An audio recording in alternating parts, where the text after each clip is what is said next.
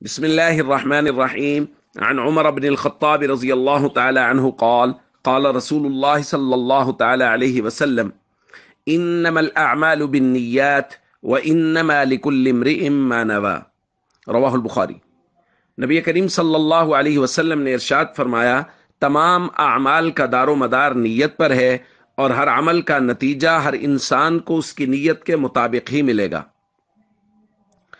دوستو، نیت بہت اہم اور بنیادی چیز ہے، اور نبی کریم صلی اللہ علیہ وسلم نے نیت کے باب میں بہت اہمیت بیان فرمائی۔ ایک روایت میں حضور علیہ الصلوۃ والسلام نے ارشاد فرمایا، ان اللہ لا ينظر الى صورکم واموالکم، اللہ تمہاری شکلوں اور مالوں کو نہیں دیکھتے، وانما ينظر الى قلوبکم، اللہ تمہارے دلوں کو دیکھتے ہیں، یعنی تمہاری نیتوں کو دیکھتے ہیں کہ تمہاری نیت کیسی ہے۔ اور بعض جگہ تو حدیث میں ہمیں ایسا بھی ملتا ہے کہ کسی شخص کی نیت اور دوسرا شخص عمل کر رہا ہے، تو نیت کرنے والا، اس کی نیت اور عمل کرنے والے کے عمل، ان دونوں کا ثواب برابر ہے۔ ایک حدیث میں حضور علیہ الصلوۃ والسلام نے ارشاد فرمایا کہ مال کے اعتبار سے لوگ مختلف ہیں۔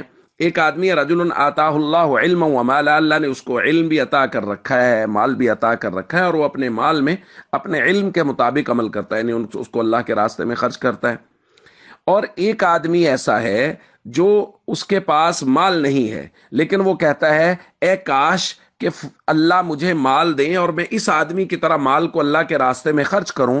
تو حضور علیہ الصلوۃ والسلام نے فرمایا فہما فی الاجر سوا، یہ دونوں اجر میں برابر ہیں۔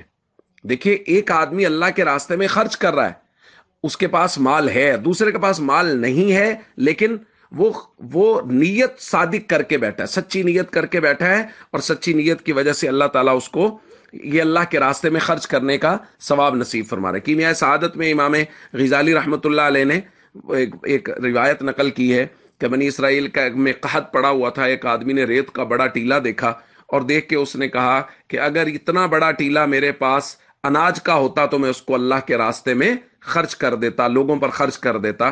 تو وقت کے نبی کو وحی کی گئی کہ اس شخص کو خبر دے دیں کہ اللہ نے آپ کے نامہ اعمال میں ایک ٹیلے کے برابر اناج صدقہ کرنے کا، لوگوں پر خرچ کرنے کا ثواب لکھ دیا ہے، کیونکہ آپ نے صدق دل کے ساتھ اس کی نیت کر لی ہے۔ تو اس لیے ہم سب کو چاہیے ہم نیکی کی نیت کریں، ہر وقت نیکی کی نیت کرتے رہیں۔ ہمارے پاس اگر اس نیکی کو کرنے کے وسائل موجود نہیں ہیں، پھر بھی ہم اپنا عزم پختہ رکھیں اور نیت صاف رکھیں، اللہ تعالیٰ یقیناً اس پر ہمیں ثواب نصیب فرمائیں گے۔ والسلام علیکم ورحمۃ اللہ وبرکاتہ۔